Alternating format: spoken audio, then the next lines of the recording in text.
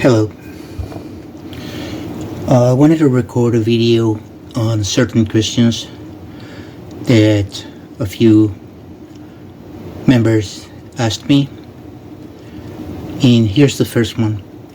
First one was about conceal, let's say, weapons, which is like percussion weapons or weapons which you can hit people and poke, etc. That are not lethal, meaning they're not firearms or anything.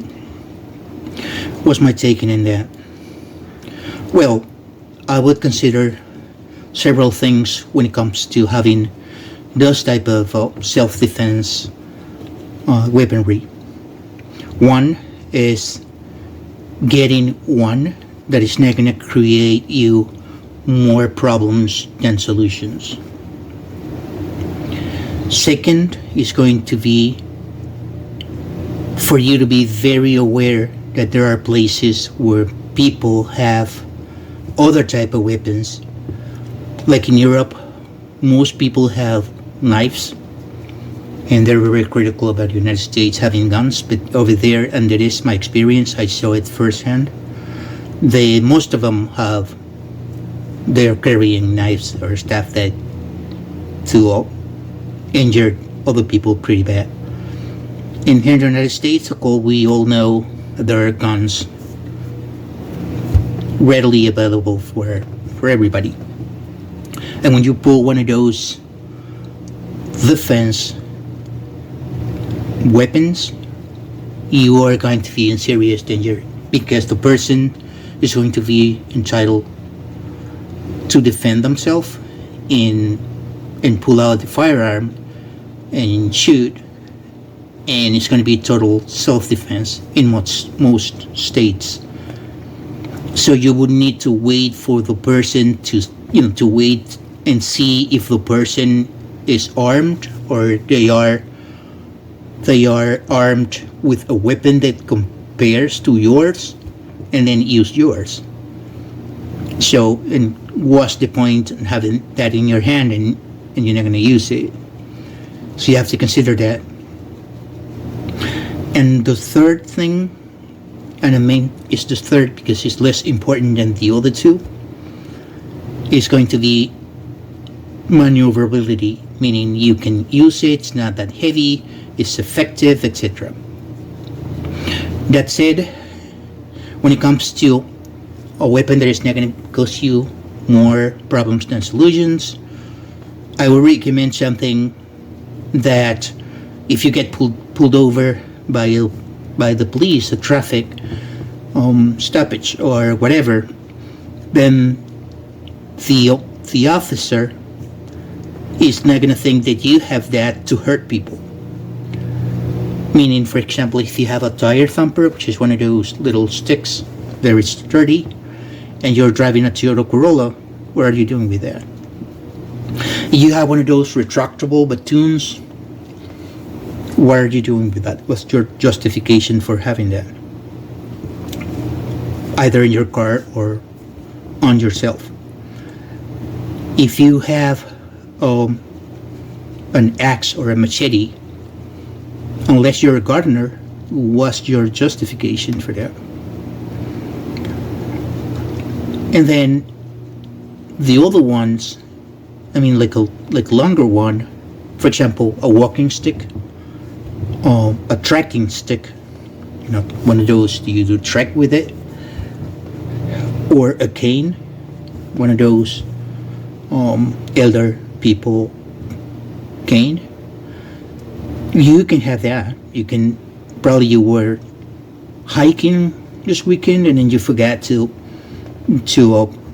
put it out of your car or on yourself, or you're going walking your dogs, and then you have one to prevent unleashed dogs to cause problems, just to try to prevent the kind of things.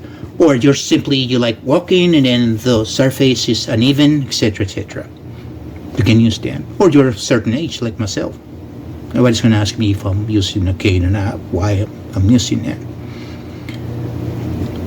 So there you have it. There are ones around there very sturdy, very good for you to use. There are effective things like I mentioned before, or dolls, I think it's called, or the tire thumper. But the problem with that, you're gonna have to get very close. A thumper is like around 20 inches, 19 average.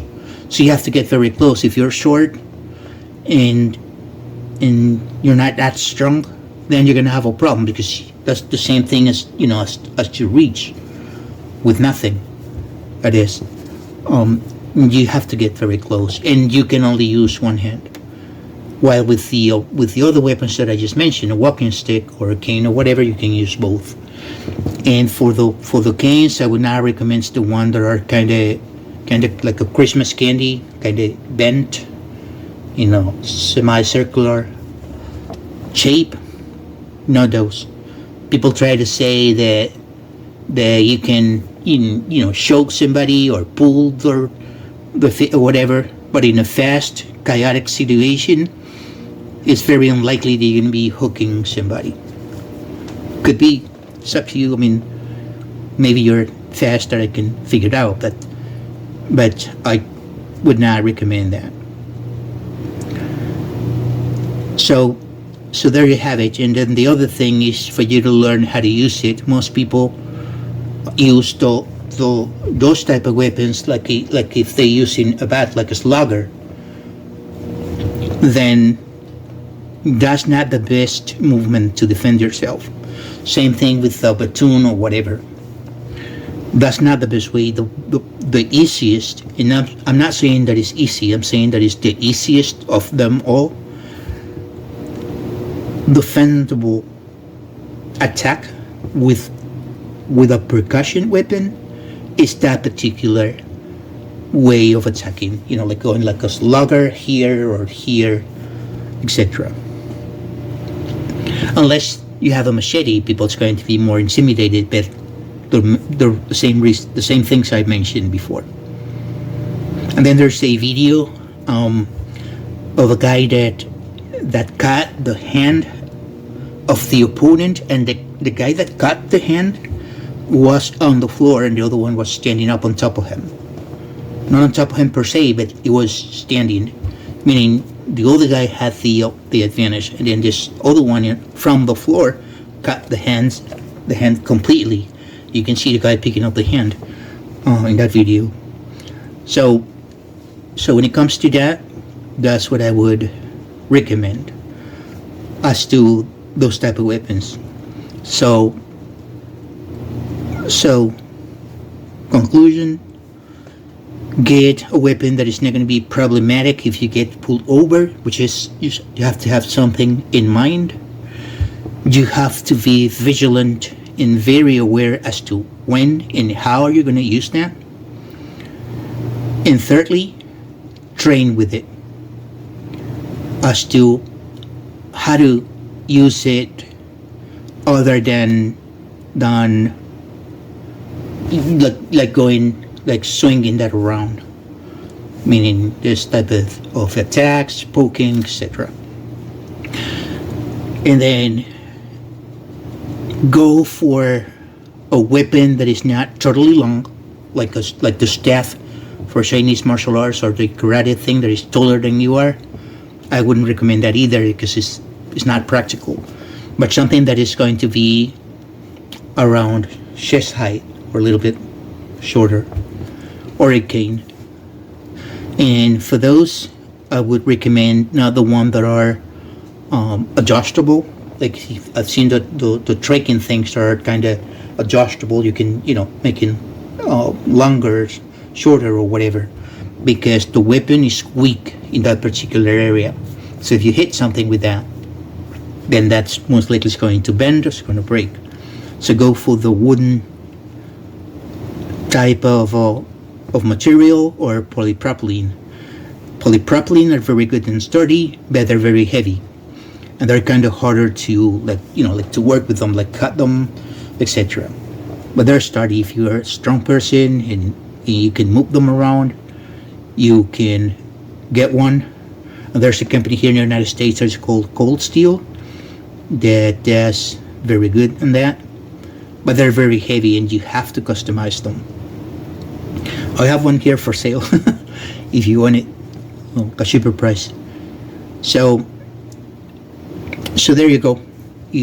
That's my recommendation. Or you can also, even better, you can have one of the propylene things and one of the wooden thing, and then keep the polypropylene for practice. I have one and it's very useful because I'm starting to get like stiff wrists and my elbows, etc. So I try to, and then it's very important for you to have a good forearms for hitting, etc. So I kind of move them around and I use them for training. So that's my recommendation. Have a nice day.